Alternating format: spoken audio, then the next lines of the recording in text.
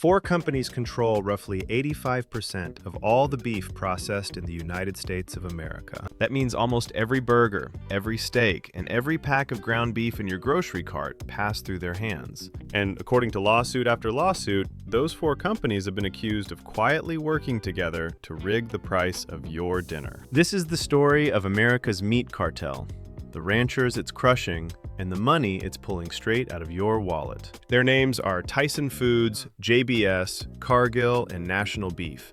And together, they form what the industry calls the Big Four. These are not household villains, because most Americans have never even heard of two of them. But their reach is almost impossible to exaggerate, because they sit at the narrowest choke point of the entire American food system. On one side of that choke point stand more than 700,000 cattle ranchers, spread across places like Texas, Nebraska, Montana, and Kansas. On the other side stand 330 million American consumers who eat more beef than almost anyone on Earth. And squeezed in the middle sit just four corporations that decide what ranchers get paid and what shoppers get charged. Now here is where the story gets uncomfortable, because this exact situation has happened in America before. Back in the early 1900s, five meatpacking giants controlled the industry and abused that power so badly that Congress stepped in. Lawmakers passed the Packers and Stockyards Act in 1921 specifically to stop meat packers from rigging markets ever again. Therefore, for the next 50 years,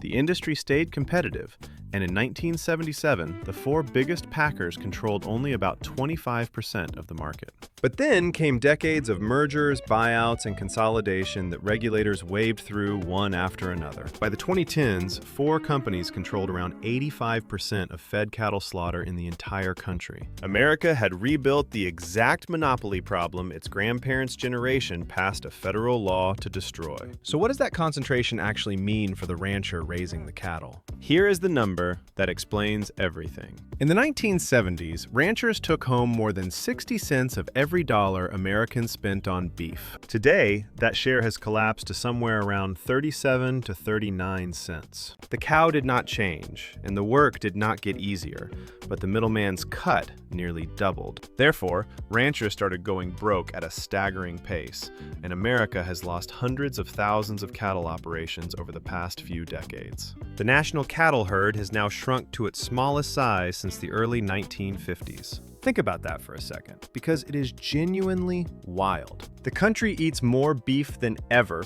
prices are at all-time records, and yet the people who actually raise the cattle are disappearing. But it gets stranger, because two events exposed exactly how this choke point really works. In August of 2019, a fire tore through a massive Tyson beef plant in Holcomb, Kansas. That single plant handled roughly 5 to 6% of America's entire beef processing capacity. Basic economics says a supply disruption should hurt the processor and help no one. But that is not what happened at all. Within days, the price packers paid ranchers for cattle crashed, while the price of boxed beef sold to grocery stores skyrocketed. The spread between what packers paid and what packers charged exploded to record levels almost overnight. Ranchers lost fortunes, shoppers paid more, and the companies in the middle captured the difference. Then came 2020. And the pandemic turned that spread into something almost unbelievable. Meatpacking plants slowed or shut down as the virus swept through crowded processing lines. Cattle piled up on ranches with nowhere to go, so the price ranchers received collapsed through the floor.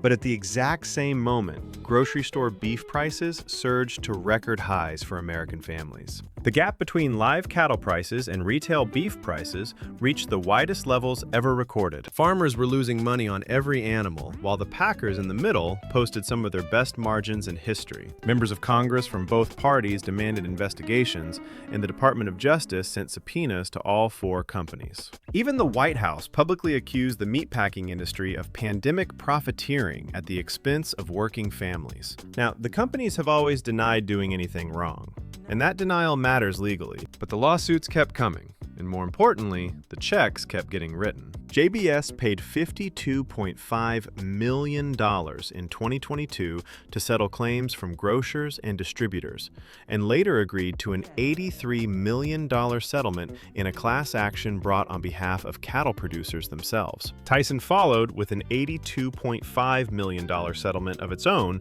in the case brought by grocery chains and distributors. Then came the consumers, meaning ordinary Americans who simply bought beef at the supermarket. Tyson and Cargill agreed to pay a combined $87.5 million to settle consumer price-fixing claims, and a federal judge granted final approval to that settlement in May of 2026. The lawsuit alleged the major processors entered a market allocation agreement and essentially stopped competing against each other for market share. And just weeks ago in Canada, JBS and National Beef agreed to settle a separate beef price-fixing class action, and even agreed to cooperate with plaintiffs pursuing the remaining defendants. Every single company denied wrongdoing in every single case. But at some point, a reasonable person starts asking an obvious question. If nobody did anything wrong, why does this industry keep paying hundreds of millions of dollars to make these cases disappear? Yahoo +4. And here is the part that should really get your attention, because beef is not the exception. It is the pattern. The chicken industry ran into the exact same accusations. In that case, went even further. Pilgrim's Pride, which is owned by JBS, actually pleaded guilty to federal price-fixing charges and paid a criminal fine of over $100 million. The pork industry faced its own wave of price-fixing lawsuits, with Smithfield and JBS paying out massive settlements there, too. And connecting many of these cases is a little-known data company called AgriStats. Lawsuits in the Department of Justice allege that meat companies used AgriStats to share detailed, sensitive information about production, pricing, and supply with their supposed competitors. Regulators argue that when rivals can see each other's confidential numbers, they no longer need a smoky back room to coordinate. The data itself becomes the handshake. So how does the squeeze actually work mechanically, without anyone signing a confession? The answer lies in something called the cash market, and it is disappearing fast. Decades ago, most cattle were sold in open, competitive auctions, where packers had to bid against each other. Today, the vast majority of cattle are sold through private formula contracts whose prices are tied back to that shrinking cash market. Therefore, if only a tiny sliver of cattle trade openly, whoever influences that sliver influences the price of nearly everything. Ranchers describe showing up to sell cattle and finding only one meaningful buyer in their entire region. When there is only one buyer, there is no negotiation and there is no real market. There is only a price you take or a herd you cannot afford to keep feeding. Meanwhile, on your end of the choke point, the receipts speak for themselves. Ground beef in American grocery stores has smashed record after record, crossing well past $6 a pound in 2025. Steak prices have climbed so high that beef has become a genuine luxury purchase for millions of working families. And the cruel irony is that record retail prices are still not saving the ranchers. The herd keeps shrinking. Young ranchers cannot afford to enter the business, and rural towns built on cattle keep hollowing out. When both the producer and the consumer are losing at the same time, the money did not vanish. It simply stopped somewhere in the middle. There is one more layer to this story that most Americans have never heard. JBS, the largest meat packer on the planet, is a Brazilian company controlled by the Batista family. In 2017, the brothers behind the company admitted to bribing hundreds of politicians in Brazil. Their parent company agreed to pay one of the largest corporate fines in history, roughly $3.2 billion.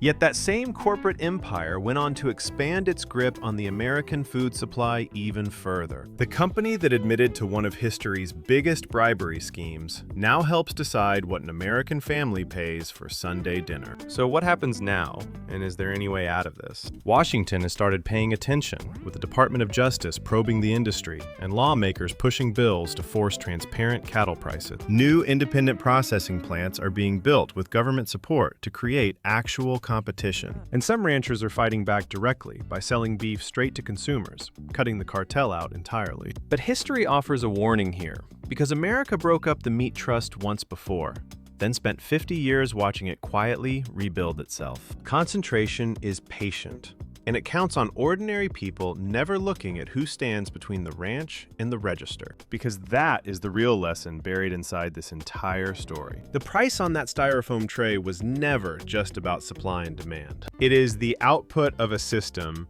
where 4 companies hold the choke point, and both ends of the chain pay the toll. The rancher gets less, the shopper pays more, and the middle keeps the difference. So the next time someone shrugs and blames inflation for the price of your burger, remember what the lawsuits, the settlements, and the shrinking herd all point toward. 4 companies control 85% of America's beef, and they are counting on you never asking how that happened.